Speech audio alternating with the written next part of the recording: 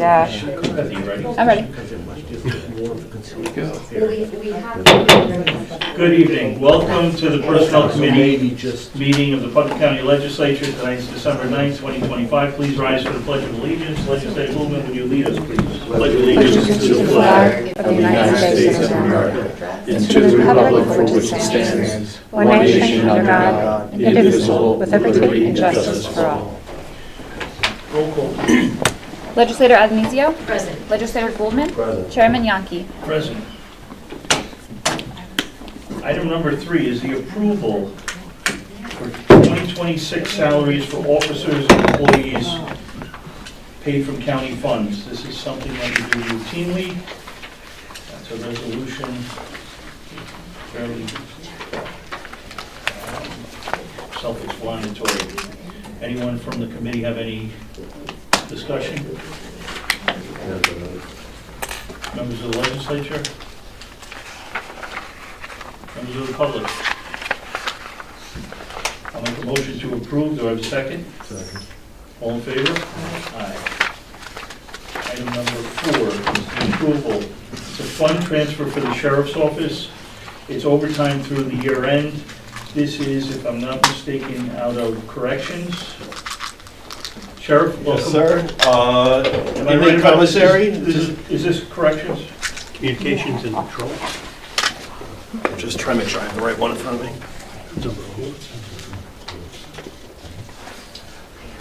Yeah. Number 4. Yep, we're going, 4 on personnel. Are you 4 looking at personnel. Oh, projected? I'm sorry. Okay. we are at number 4. 4 on personnel. Okay, yep. So this is a transfer of overtime from the patrol overtime lines to cover the SRT overtime.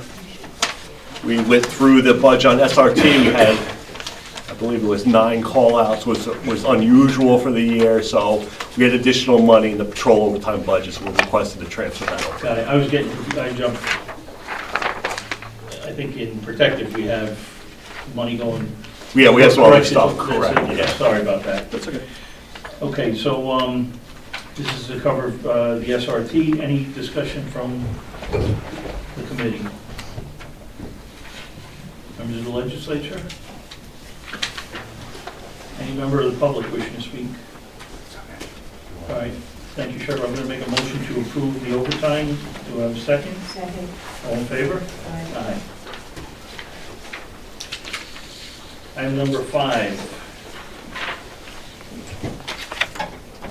is an FYI. It's a fund transfer for the Department of Social Services, mental health. It's to cover temporary help. It's an FYI, so there's nothing to be approved here. This is just a transfer of money. Does anybody have anything to comment on this? All right. Item number 6 is an FYI. It's our accident report. Please review it. Item number 7 is our incident report. Please review it. Item number 8 is other business. We have 3 pieces of other business. I'll make a motion to accept. Can I accept all 3 pieces of other business at once? I'd like to make that motion, seconded by Legislator Goldman. All in favor? Aye. Thank you. So item 8A is the approval of the transfer of funds. This is for the Sheriff's Office corrections. In the amount of $33,110.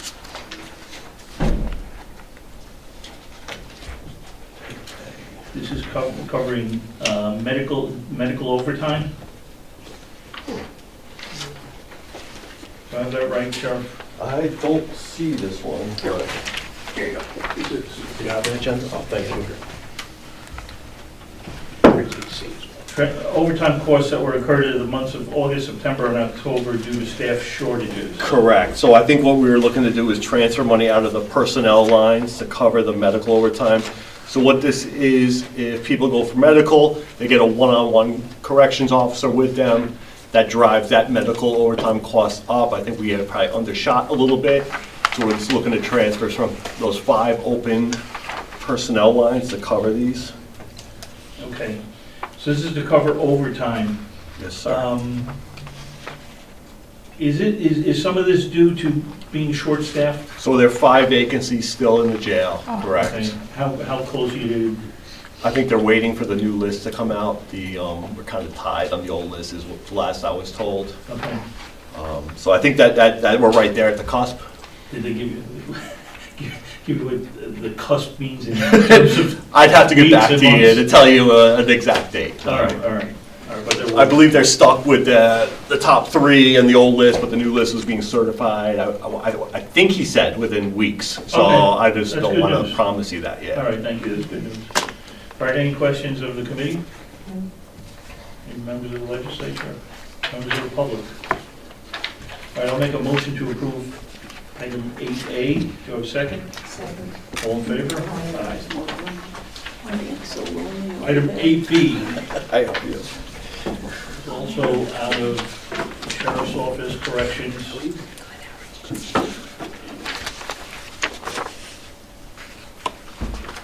This is also to cover overtime costs incurred in August, September, and October.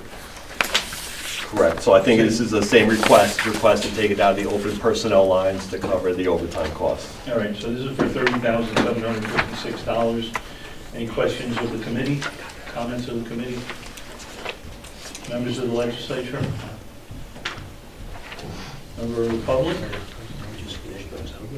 All right, I'll make a motion to approve this fund transfer. Do I have a second?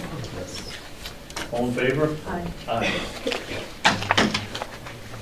Item 8C, once again, it's the same thing. It's to cover it's a fund transfer to cover overtime costs incurred in August, September, and October. So it's the same thing. Any questions or comments about this? This is in the amount of $32,221. So three transfers are going to be a little over $90,000. No, just so the public is aware that's a zero fiscal impact. So it's money that's been budgeted, that we're just moving the funds to cover the overtime. Thank you. Any other questions, comments from the legislature or the public? I'll make a motion to approve the fund transfer. Do I have a second? All in favor? Aye. Item number 9 is adjournment. I make a motion to adjourn. Do I have a second? Second. All in favor? Aye.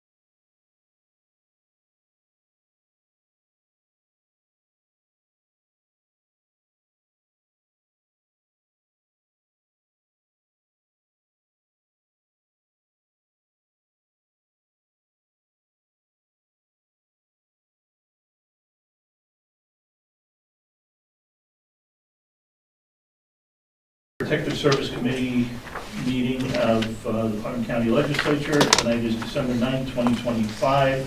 Please rise for the Pledge of Allegiance. Legislator Birmingham, would you lead us, please? I pledge Allegiance to the flag of the United States of America and to the republic for which it stands, one nation under God, indivisible, with liberty and justice for all. Roll call, please. Legislator Admizio. Present. Legislator Birmingham. Here. Chairman Yonke. Present. Item number 3 is the acceptance of minutes for September 18, 2025.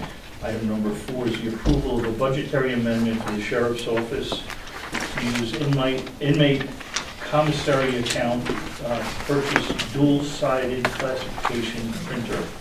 Yes, sir. This Sheriff, is welcome back again. I should have stayed here. This is the ID card printer for the prisoners themselves. We're using their inmate funding to do it. It's no fiscal impact. It's in the amount of $3,592. Correct. The existing one is on its last legs. Okay. Maybe you can just briefly explain the commissary account. The commissary account is like, I can't tell you for sure how exactly the money gets there, but as people put money into the commissary for visitors and stuff, they pass, there's a fee that the county collects, and that money can only be used for the prisoner's own good. So Right. that's one of these. Microwaves, TVs, you'll see it be up here a lot for TVs, correct? massage chairs. Right. Oh. All right, any questions or comments from the committee? From the legislature? From the public? Thank you, it's a good use of the funds, and it doesn't cost the taxpayers money. So I'll make a motion to approve the budgetary amendment, zero fiscal impact. Do I have a second? Second. All in favor? Aye. Item number 5 is an FYI. It's a fund transfer for the sheriff. It's automotive chargebacks.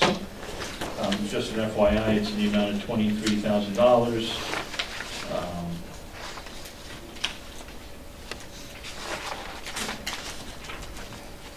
These are automotive chargebacks. This is just moving from account to account. Correct, repairs to the police cars at DPW that takes care of for us. Great.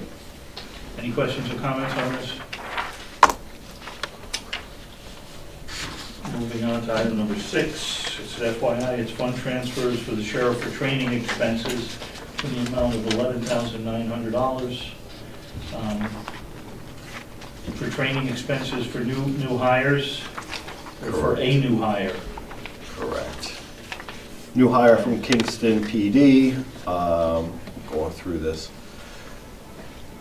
We have to reimburse, if they have less than 3 years of service. Correct. in This is another payment to agency, we have to pay for Kingston. their. Correct, $11,900 to pay for that, the payback for the academy. Great.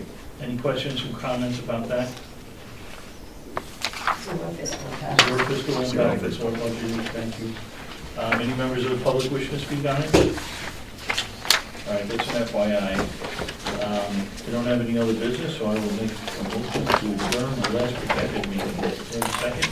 Second. All in favor? Aye.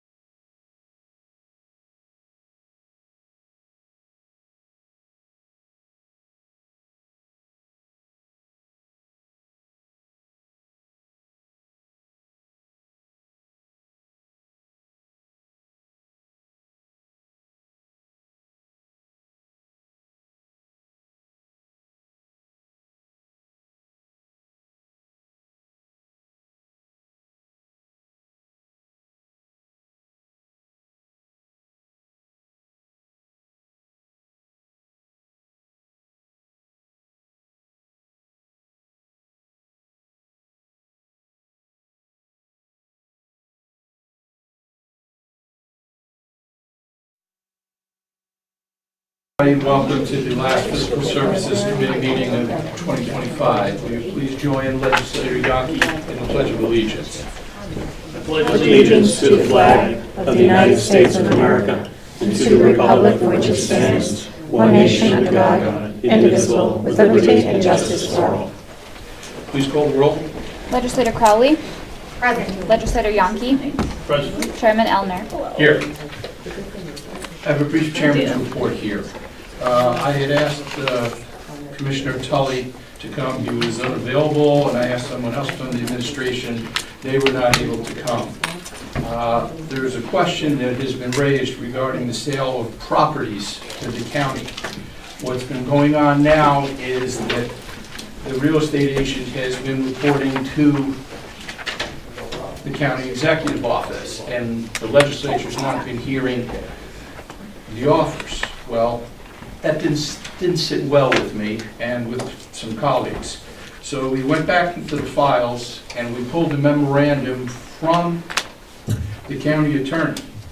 And it's very, very clear from the county attorney that the process, and I'm just going to go to the important part, okay? Upon receipt of a written offer, the law department will then review same, and should any questions arise, discuss with broker. Thereafter, said offer will be forwarded by the law department to members of the Physical Services Committee, Legislative Council, the Legislative Clerk, and the County Executive.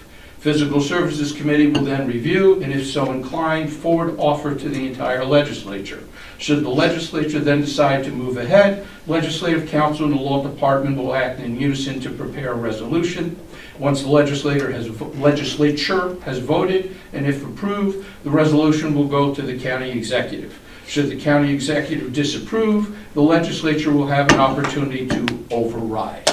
Basically, what I'm just saying is, once we have a broker, all offers need to come to the legislature. This is very clearly spelled out by the county attorney, our current county attorney. So I'd like to make sure that the legislature in our financial oversight gets every offer.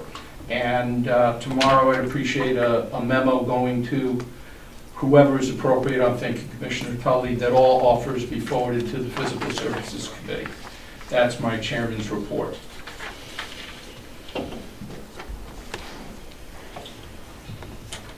Item number 4 is approval of a budgetary amendment for planning. This is, I noticed that all appropriations are estimates, and we're going to be moving $105,091 from contingency to the capital fund. Welcome, Commissioner Barosa. Any questions of any of the legislators? Commissioner? Yeah, so this is a very detailed moving of money. This is several years of our 5307 funding. So the way it works is it's approved as a $1.2 million placeholder, and then when it's negotiated with NIMTIC, I come back with the approved resolution from NIMTIC to finance, and he adjusts. So these are the adjustments. We have several adjustments. Additionally, we had 3 grants that were executed in September. So we moved the money from the placeholder accounts into the actual project account from the Section 5307 funding for the various years. So that's also what's taking place in this amendment. We also had a couple of years where the project administration, which comes out of this annually, $100,000 for our staff time, wasn't accounted for with the previous commissioner. So Commissioner Carlin is rectifying that. So. Thank you. Any questions of the committee? Legislators? Public? If nothing being asked, I make a motion that we approve. Do I have a second? Second. All those in favor? Aye. Agenda item 5 is thank you. Agenda item 5 is approval of a budgetary amendment. This is put by Finance. It's to adjust UPWP accounts to reflect what we actually received. It's a total of $250,075.11. I guess, Bill, you had to get the 11 cents in there. There's no fiscal impact. Would you like to comment? Sure. The UPWP is the Unified Planning Work Program established by NIMTIC to reimburse us for staff planning work that we do on NIMTIC's behalf. We also are able to do discretionary projects. This account was our discretionary capital project line. We use it for LiDAR, for traffic counts. We're using it for the transit study. When we did the budgetary amendment last month for the transit study funding, I noticed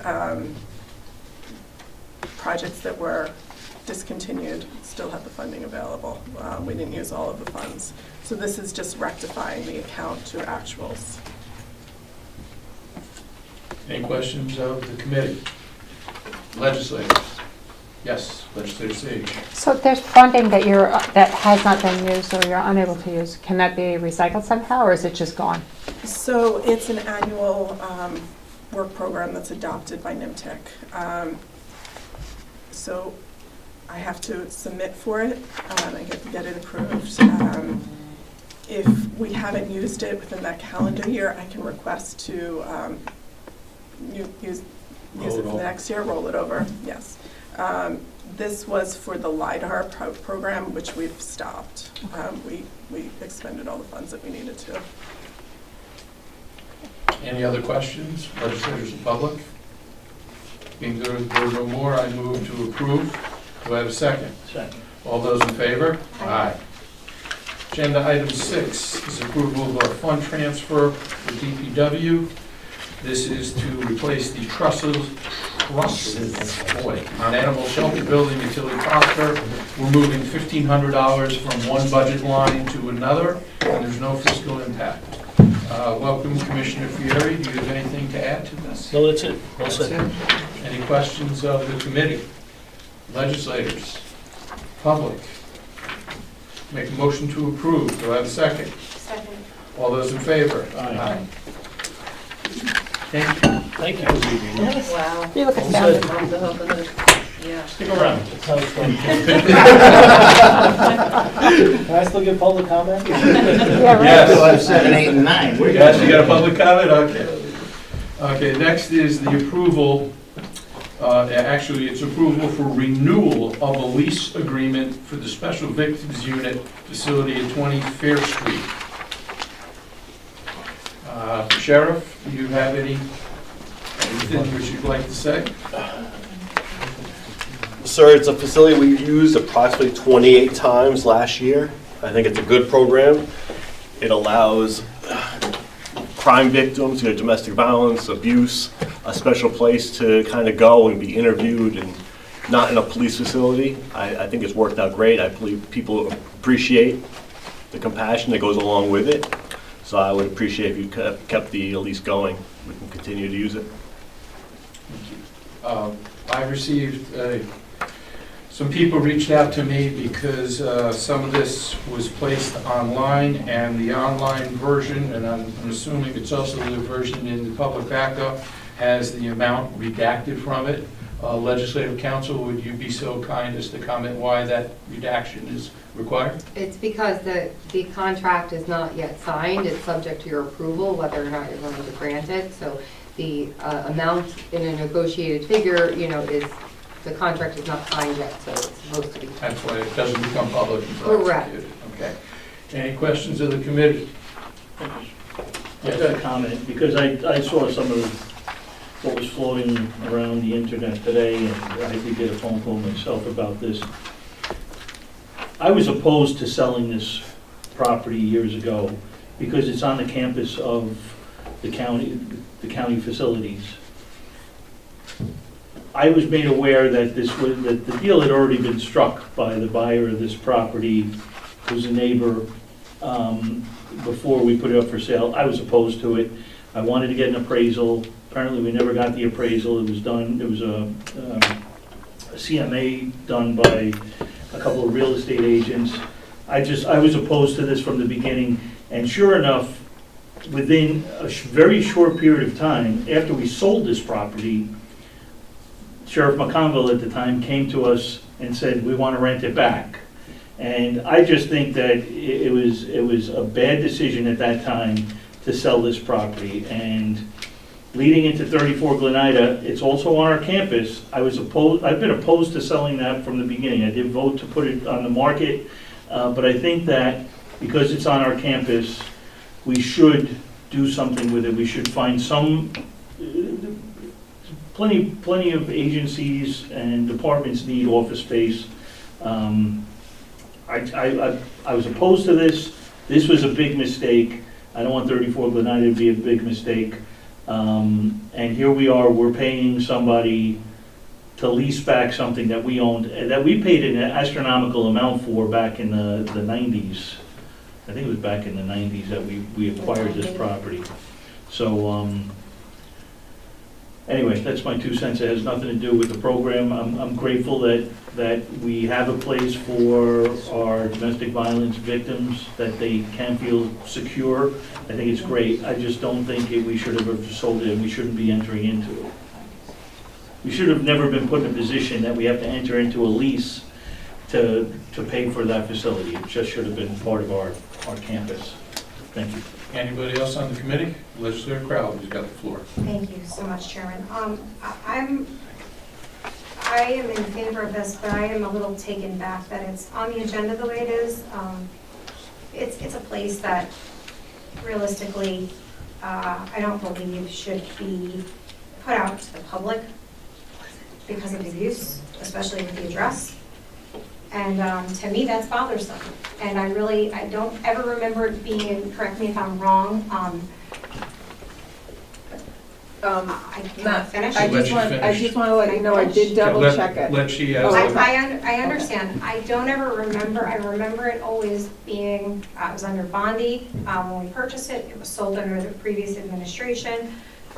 You know, I know how far it goes back, but I don't ever remember seeing it listed this way before, and it does not make me happy to see that, and I hope that we can be more discreet about things, because this is something that is valuable and that is used, and that, you know, we need to really tighten up our ship here when it comes to things like this. And I'm not blaming anybody, I'm just giving my 2 cents on this. And the police do a lot of hard work here, and certain areas do need to be kept confidential for what they're being used for people's safety and for police to be able to do what they need to do. Thank you. Legislative Clerk, you have a comment? It was listed in 2022 on Resolution 110 with the address. So that's, I followed that protocol. Did it say the same way. thing? Yeah, It was the same? yeah. But if in the future you want to determine it handled differently, I can handle that. I mean, it's public knowledge now, so. Mhm. Any other comments from the committee? Legislators, public? Before I make a motion to approve this, I just want to echo what Legislator Yankee said. Originally, I felt it would be very good to sell 34 Glenida and put it on the tax roll. With everything that's been transpiring, I've changed my point of view, and I think that what we should do is keep it on the campus, and we should make a significant improvement to that building, so it's something that Putnam County will be proud of and be very usable. And that's just my personal opinion. Yes? I have another comment, and I don't expect you to know the answer, Sheriff, but maybe Bill Carlin knows. Who negotiates, or maybe council, who negotiates these numbers? I mean, contracts are typically negotiated by the executive branch. I'm sure it's in conjunction with whatever department is doing it, but I don't have personal knowledge of this. But whoever it is should probably go to negotiation school, because the escalation that's in this lease is something, I deal with leases all the time, I've never seen anything. This is way too high for this use. that's, you know, that's beside the point. I'm not getting into the monthly rent, which is also debatable. I don't know who's doing the research on this, but that's way too much. I have no personal knowledge of this lease or involvement with this particular lease. Any other comments from anybody? That being said, I make a motion to approve the lease. Do I have a second? Second. All those in favor? Aye. Aye. Motion carries. Item H is an FYI, it's a fund transfer, wow, for DPW in the amount of $15,000 to cover automotive supplies through year end. There's no fiscal impact. And item 9 is FYI, a fund transfer also for DPW to cover automotive repair and towing through year end. Okay. With that, we have all of the regular agenda items. I'd like to make a motion to accept as other business, item 10A. Do I have a second? All those in favor? Aye.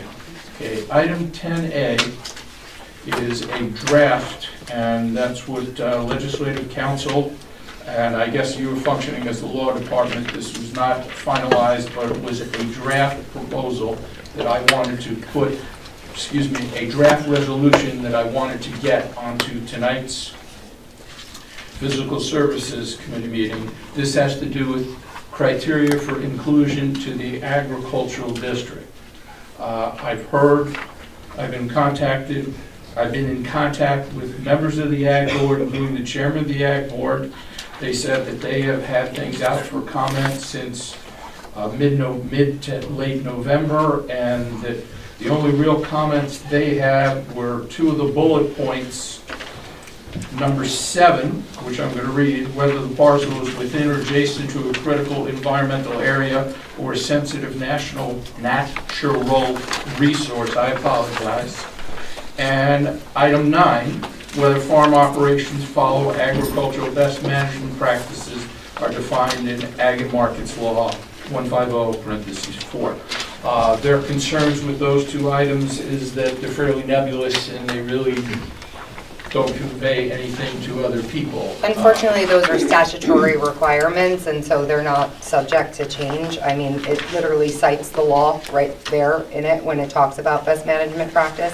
Okay, I was going to ask the committee if they had any questions before going to council on this. I was just adding, those are the only two areas, so if people want to digest what the areas are. Now, council has said that they are required. What was conveyed to me is that it was confusing, and if it's required, well, then that's pretty straightforward. It has to stay in.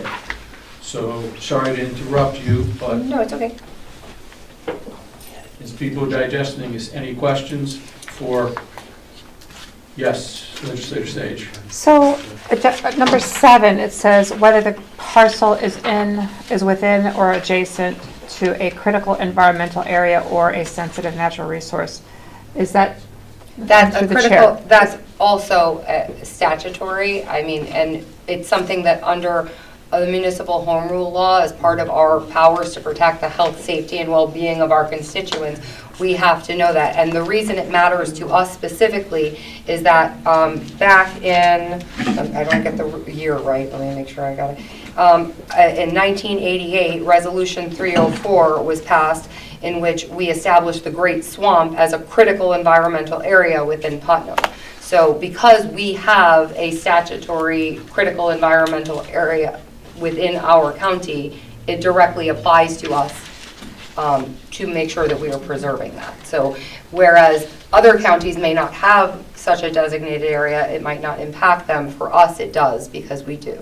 Is that our only critical environmental area? I cannot tell you that based on personal knowledge. I can tell you that the one that I am aware of is the one that we passed specifically in that resolution. Legislator Sage? And that was my question, is how do we define a critical environmental area? It's Is there an defined, actual- it's defined in the law, yeah. So it's defined in the law. Can that be sourced here, can that be? Yes, we can add because that it'd be as like- a site if you would like the site It seems added. pretty ambiguous here. If I'm just reading it, I have no idea Yeah, what's even it's, attached to I the can, law. I can easily add the citation to that, you know, I had put this out for comment for exactly this reason, was so things like that could be added and edits could be added. I only just finished this draft today, literally, and sent it out. My hesitation in putting it out was we had been criticized in the past for not having allowed everyone to comment, and so, but it was very important to Legislator Elner that it be on tonight so that it could go out for public comment. So between now and our full on the 18th, I'm happy to, you know, make edits and revisions as see fit. If you would like the statutory section cited, I can do that. Okay. I think Legislator Crowley? Legislator Pratt. I'm sorry. I just want to recognize, through the chair, Commissioner of Planning, I think she has something regarding this. So New York State DEC also identifies and designates critical environmental areas, and they have a map showing all of them. I believe there's other areas in Putnam, but Yeah, if you have knowledge of it, I'm happy to add them in if that's. So in planning, we have a map of critical infrastructure, so. if we- I don't have a map. New York State DEC has one on the. Oh, okay. It's- And that would have to be cross-referenced with our ag inclusion? Yes. So we'd have to look at the critical infrastructure map and then cross-reference that with Probably all get a those copy. looking to. We could get a copy and add it as a Schedule A to the reso as well. Legislator Crowley and then Legislator Montgomery. On number 10, the second part, violations issued after the submission of a lawful, violations issued after the submission of an agricultural district application should not be treated as disqualifying when administrative, unsubstantiated, or unrelated to agricultural use. I'd like to talk to council about that, because from what I understand with New York Ag and Markets, and correct me if I'm wrong, I know what's happened. Isn't it under New York State Ag and Markets law, a violation exists at the moment that kind of occurred? Even if you fix the issue later, you submit paperwork or document ever, you correct the deficiency, you become in compliance after being notified. Correcting the issue does not erase the violation, and it's measured at the time of inspection or incident, and you cannot retroactively become compliant. Is this, I just want to be sure here if I'm right or wrong, because I did call and ask on that. I know we did have this happen once before, so I want to make sure we have it factual and right when we do this the right way, because we're also at the 8-year review up. Period, exactly. Yes. And the issue with this is New York State has taken sort of the position that we have the right of how we're going to govern our district. And so while they will give opinions on things, if we ask for opinions, if we ask for guidance, they also don't want to step in to, you know, our area. They recognize that Putnam is somewhat unique insofar as that we have relatively small area, which is qualifying land and relatively few farms, and so they also don't want us to be unduly restrictive either. So the answer to the question is it's really up to you guys, and we can be more permissive if we want to, and they're not going to stand in the way, because this is one of the few areas of law where New York State has actually allowed for us to preempt. They have specifically said that we can preempt, you know, state law for the purpose of governing and governance of our district. That said, you are correct insofar as that typically you're supposed to have cleared everything before you even apply. It's not supposed to be sort of necessarily retroactive. That said, if someone does become compliant, I can also understand an argument of, you know, listen, they cleared the violation, they're in good stead, we shouldn't use that as a reason to keep them out. I leave that to you guys, that's what the I think legislature is for. That is my question, is like, I don't want anything to be retaliatory when somebody applies, and let's say there is retaliation after somebody applies. I don't want that to come into play, but I also don't want to see, you know, somebody goes out to a site, let's say, and there's something that's astoundingly like wrong. There was the a ag board will There was a reason we structured these as factors. It's left within the discretion of the Ag Board to determine these factors and to determine what relative weight to give these factors. All of these things are left within things that the Ag Board is going to consider. So the idea is not that any one of these things is supposed to be dispositive. You're not going to come in and say, oh, well, they don't have number 10, you know, and so now you're out. The idea is to look at this with a mind towards the best interests of the farms and towards inclusion as opposed to exclusion wherever possible. If, you know, the legislature believes that, you know, they don't want something like this where it's going to leave room for people to go and correct things after the fact. If you want to say no, you have to be free and clear and in good standing with your town first before you come and apply. That's completely within your discretion to, you know, make that change or that edit, you know. But it's listed, as it's listed right now, it is not a criteria, it's a factor. It's just one among many things for the board to consider. So, Continue. then so I guess legislative my question is that again, I don't want somebody to apply and then get retaliated against. That is not what I want. So is there a compliance time that they need, or or do we need to write? It says shall not be treated as a as disqualifying Yes. factor, so Right, the exactly. protection is in there. Right, okay, and then my second question was about the butters list.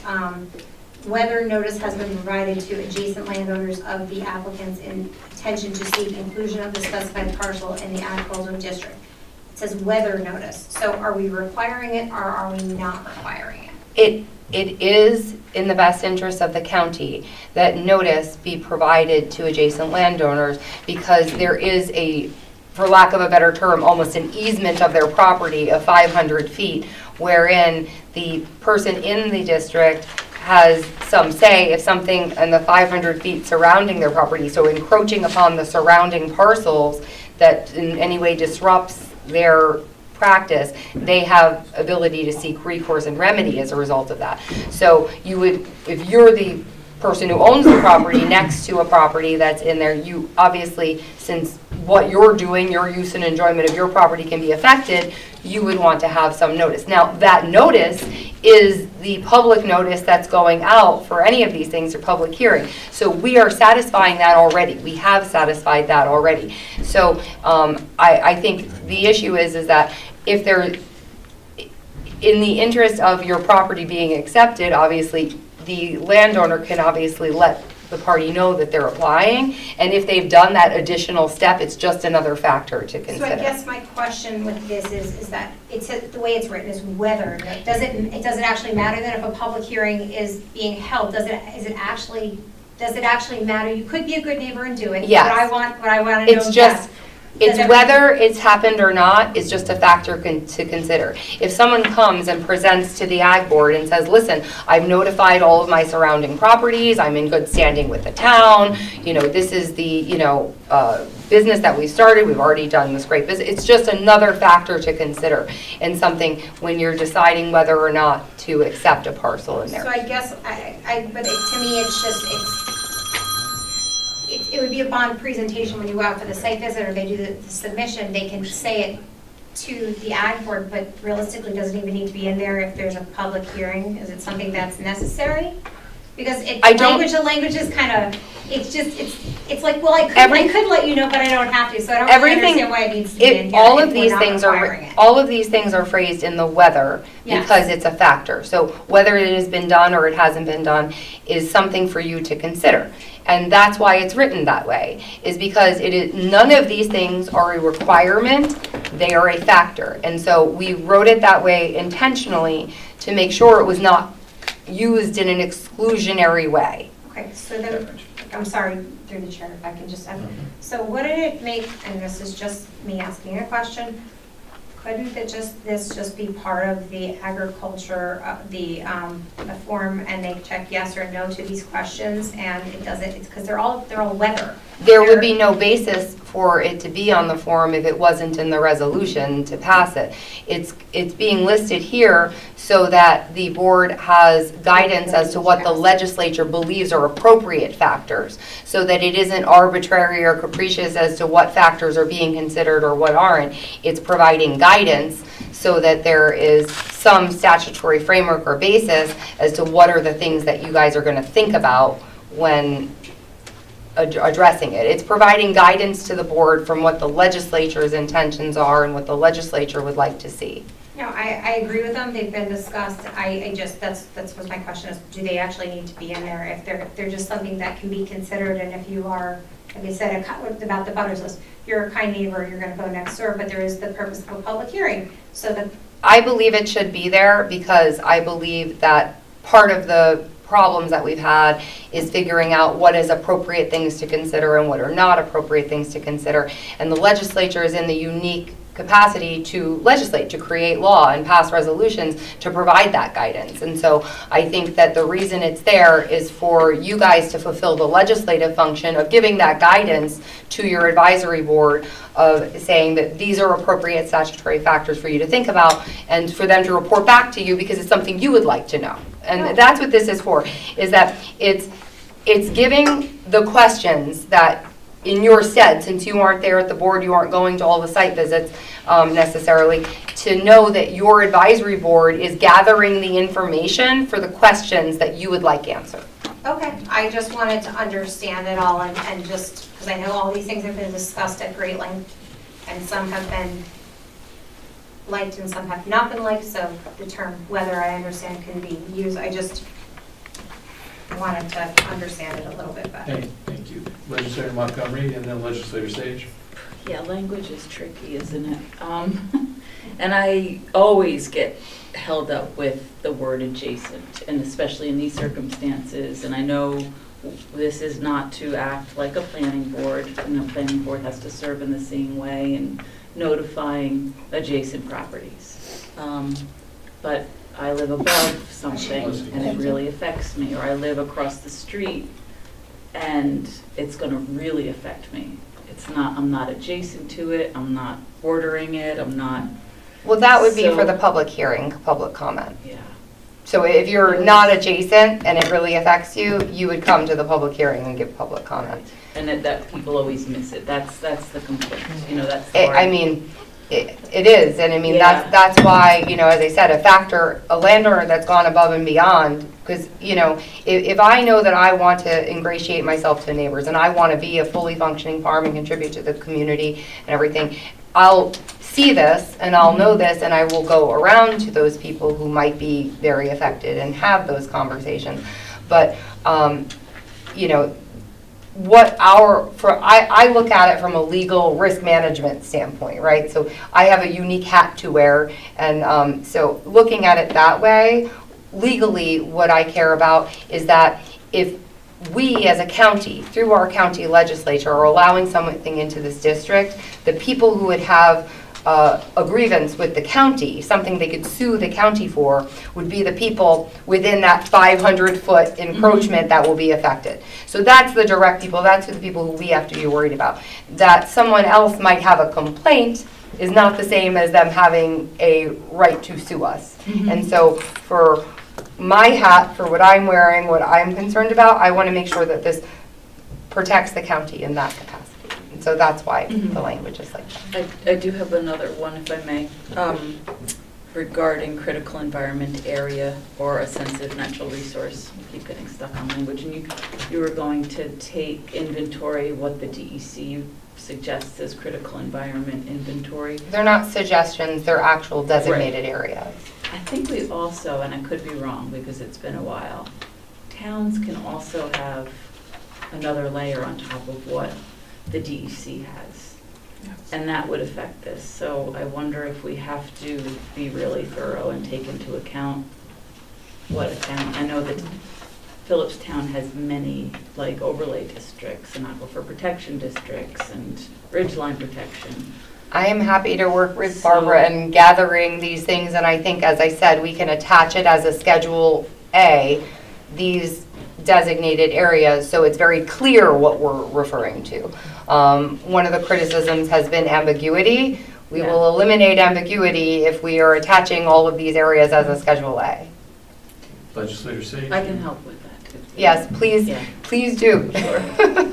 Yeah, I mean, that was a concern for me as well. And also, I would hate for it to be used to exclude someone from the district because, oh, wait a minute, I think that's critical infrastructure when maybe it's not.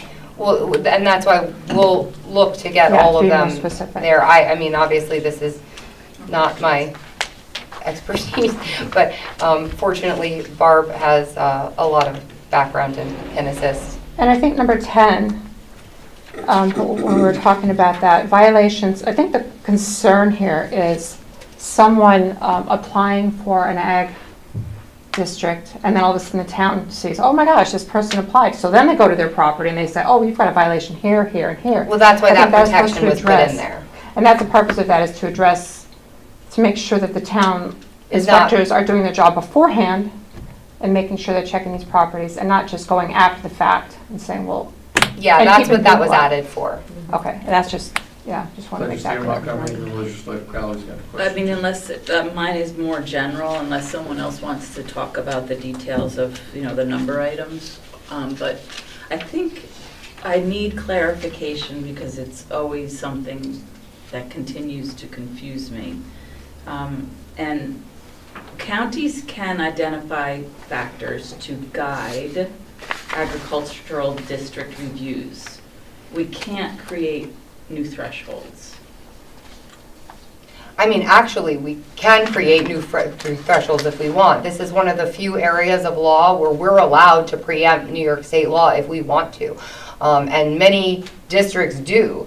The idea is that in our county, we have chosen voluntarily, and we could choose not to if you change your mind, but we have chosen to largely be guided by New York State law. Generally, our county, and I think I've discussed this on other topics before, our county is sort of a hybrid county. On the one hand, we have a charter, but on many of the areas in which we could have chosen to preempt and are allowed to preempt, we instead chose to use New York State's framework. This is just one of those other examples. We have chosen to be guided by New York State's framework. With that spirit in mind, that is why we have chosen to view these things as factors for consideration and to not create new standards and new things, but that doesn't mean we're not allowed to. We could have chosen to if we wanted to. We start running afoul of things like that, then, are our new factor we created going to withstand scrutiny, as our last one did not. So by choosing to be in line with New York State law, we are somewhat more protected. It's a more conservative approach to go with something that is already a New York State framework. So it's a more conservative way to approach the problem. Whereas if we do something new, we don't know whether it's going to pass constitutional scrutiny, if it's evaluated.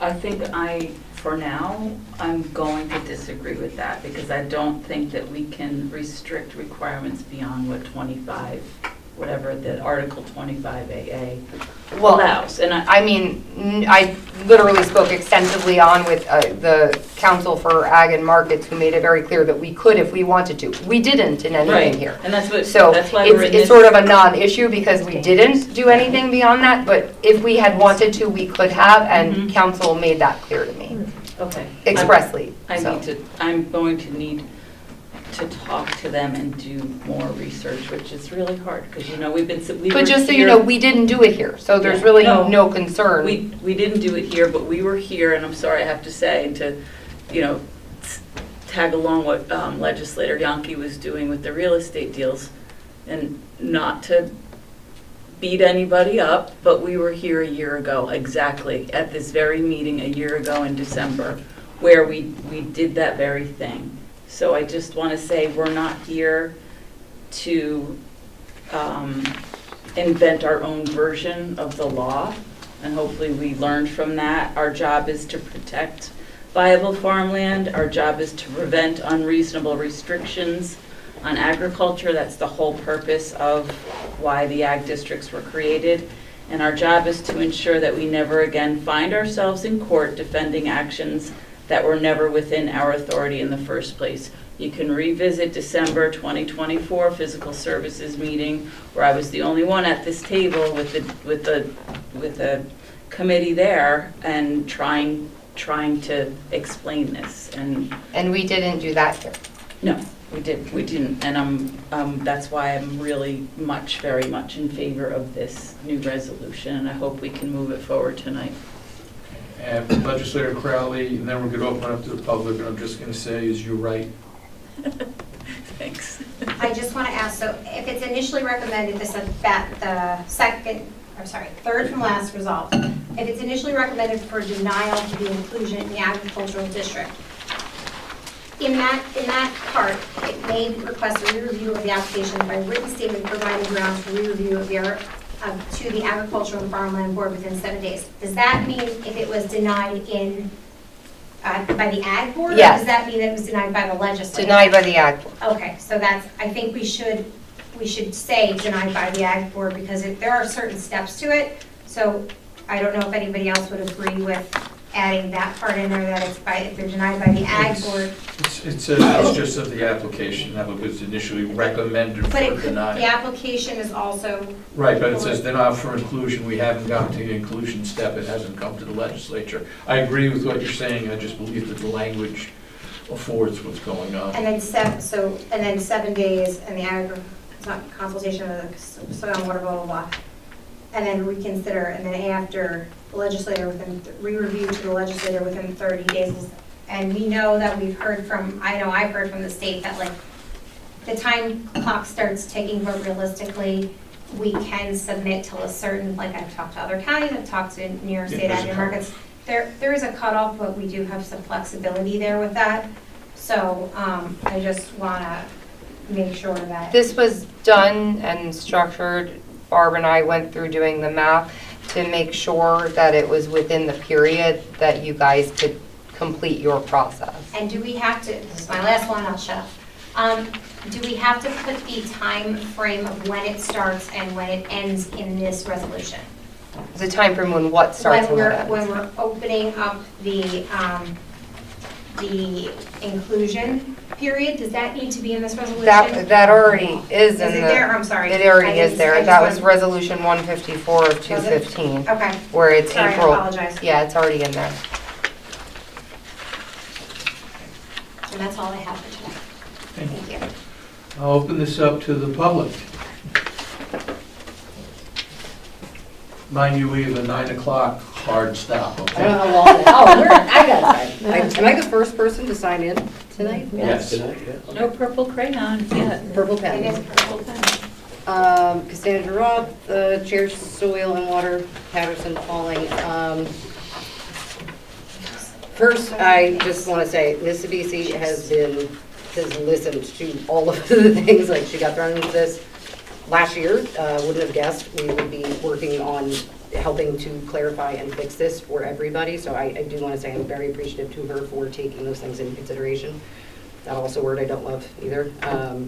But everything was in consult, right? We finally had the opportunity. We brought it to the Ag Board at our last meeting. Everybody had time to comment on the draft that I had sent up, which then we worked from to work together to make sure that there's no confusion. Now, other districts and other counties, the legislature doesn't even have a resolution because they just know how it works. The reality of this is an ag district just it's a supportive program, a voluntary program by the county, which we started in 2003 to support farms. Yet it has been treated like a planning thing, like, all these different things that all it does is it gives a resource to farmers to be able to mediate and come to reasonable resolutions for neighbors in concert with agricultural practices. That's all it does. It makes it so that instead of the towns and the individual farmers fighting with each other, it means ag and markets, you can solicit an opinion from, as a parcel in the district, you can say to ag and markets, hey, they say I have a Great Pyrenees and my dog barks, and that's a standard agricultural practice. They can only issue an order on your town after working with your town exhaustively, checking into that specific agricultural practice. They can only work with the town and then issue an order if you're in the ag district. So whether you're in the ag district or not, your adjacent landowners, they've got chickens, they've got whatever they've got, they're farming already there. So it's not a change of use. So I get that, and that's why in 25AA, in the actual ag district inclusion process, when that timeline starts, there is public comment and public hearing built into that by law. So extra notifying your neighbors, you know, a lot of times people know their neighbors, and you'd be surprised how many farms know their neighbors. Who goes to their next door neighbor to get eggs, or to, you know, they know everybody. Is it mandatory? No, so putting it in as whether it was whether the public hearing process has been done, which would have to be in order for it to even be considered to get passed by the legislature. So I get that that would be concerned. The part on, what was it, on the violations. A town has authority to go code enforce every day, and they should for the health and safety of their residents. It should not be a gateway to you applying for a supportive program to support what you are legitimately allowed to do. And that invite then code enforcement onto your property to then see what they can fish up and find, because that would be a disadvantage as a farmer. Why would you apply? Your neighbor's not applying, so your neighbor could have a non-permitted pool. You grow chicken, or you raise chickens and you grow vegetables, but now you, because you didn't get a specific CO for your step on your back deck, suddenly that prevents you from being in the ag district. It's unrelated. If it's after you've done something, after you've applied, it really shouldn't be considered, because they should have done their job first. But this would say, it doesn't say that they can't do their code enforcement, they can't do stuff like that. So it doesn't take away from the safety and health of residents in the town, but it takes away from it having anything to do with a supportive program that the county in 2003 said we love. No other county that I found has a resolution. Their ag board has a resolution of this is what we think about and this is what we take into consideration. So don't get me wrong, it is long, it's too much, but clearly we don't know what we're doing. So I am in full support of this. I know the chair of the ag board is in full support of this. I know there are a number of members that have explicitly said full support.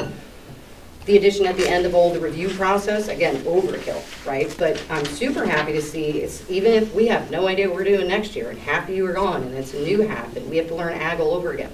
I'm not doing this all over again. So in the future, in 10 years, it keeps it so that even if everything was completely sideways, hopefully there's enough there that somebody could grab onto to say, this is a supportive program. It's inclusive, not exclusive. When you get into neighbor notifications, you get into weaponization. Now, part of the ag district is to protect people from nuisance lawsuits from their neighbors for sights, smells, and sounds from a farm. You notify your neighbor doesn't like your farm, but you lived there for 20 years and he just moved up from the city, you know, on an 8-year review, that can become a problem. So it's built into the law, it's built into the process. Heather Beasley's been fantastic on working with us, listening to all of the ag board and the soil and water board about this. I'm comfortable with it. Do I think it's too long? Yes. I think it should be a lot shorter. But I don't see anything in there personally that it also is worded that the ag board is tasked with taking those things into consideration. Yes. You don't have to. Right? It was to guide and give you guys the ability to guide the ag board, to tell them what you want to see. So that way when the time it gets to you, trust your ag board, because you know exactly what they looked at. I think that was everything. Sorry I raced here and came in a little bit wild, but thank you guys. Any I'm other, really happy we're here. anybody else in the public who wants to comment? And I just wanted to say this is the first time that we as legislators have commented, which is why I pushed to have this on. So now we've had our input to this, and thank you for your salient points. Mr. Purple Pen is here. I am. I don't like being second on this item. Bray Harris, Carmel Hamlet. I'm also the Vice Chair and Treasurer of the Soil and Water Conservation Board. I also want to just extend a gratitude to Ms. Abissi for working on this. It's kind of crazy to think that it was March of 2025 when I first really got up and started to talk about agriculture and really understand what was going on in Putnam County. And to see that finally we're at a place where we've got something in front of us that protects farmers the way that the ag district itself is intended to do. And makes your job as legislators easier. Part of the problem, I think, is that for years you guys were asked to be agriculture experts on top of all the other things that you guys have to do to be legislators in Putnam County. And this does a great job of putting that responsibility where it belongs, which is on the ag board. We talked about this in July during the Ag District inclusion process. I got up and I spoke in front of you and talked about how important it is to rely on the voluntary legislative advisory boards that you have. And that's what the Ag Board is. It's a volunteer legislative advisory board. It's here to advise you and to help you through this process. And what we're doing here tonight with this is giving them the criteria to be the experts that they are, so that when they come in and advise you, you guys can feel confident that they've done all of the things that they're supposed to do. And having gone through this process and seeing what we've come up with and you know, all the great work that we've done with Mississippi and county law, knowing that all the I's are dotted and T's are crossed, I look forward to this moving forward. I hope you guys will certainly move it forward tonight and then when it gets to the full. So thank you all very much for the consideration and for all the hard work that went into this. Today should be a good day for agriculture in Putnam County. First one in a long time. You get 2 hours to spare. I know. I want to thank everybody in this room, because we finally got to something where we can go. If there is another little tweak, we have till the 18th in full, but at this time, If I, Yes. before you have the last word, if I may, I think Please. we really owe a lot of thanks to Cassandra Roth, Brett Yaris, and Heather Abissi for the work on this. Nobody has worked, I mean, I'm sure endless hours went into this. And all of us too, but really, you know how these people work. I mean, we can tell by now how they work, and I know it's been endless. So thank you for helping us through this. yes, Aaron. And Barbara. Yeah, I was gonna say, Always. the entire, they've worked, I missed the past 2 meetings, so forgive me, but the SharePoint, the information, the keeping track of everything, it's changed, it's a whole different ballgame now, and there's a lot of work that went into it, hours and hours and hours, and a lot of very knowledgeable and strong personalities there, and it's been an interesting ride, but a good one, and I think everybody, you guys, the chair, Barbara, so, good stuff. And with that being said, that this issue is so serious, it's taken longer than this issue than everything else on the agenda tonight. So I'm going to move this forward for approval and move it on to the full. Do I have a second? Second. All those in favor? Aye. Thank you, Heather. Thank you, and so am I to understand that Barbara and I will plan on preparing the Schedule A that the legislature requested, and we're going to add the statutory section for the critical environmental area. Those are the two. Yes, and if I just may suggest as a layman, if you have some, such as we know the Great Swamp, it can't hurt to list right on it, saying critical environmental areas such as. That is listed because we listed it in the preamble with the resolution that passed that, but for the other ones, we will add a Schedule A that lists all of Putnam County's critical environmental areas. Okay, so now I would like to thank my colleagues, Legislator Crowley, and Legislator Yonke for all their input with these many meetings. This is my last meeting that I will chair. We've done some good work, and I hope it continues. So with that, can I entertain from someone a motion to adjourn? Did you vote on did I miss the clear vote on that resolution? They voted on it. Unanimously. With your additions that Yeah. are coming in? Yes, so Legislator Crowley has made a motion to adjourn. Second. Legislator Yonke is second. All of us in favor? Aye. Thank you, everybody.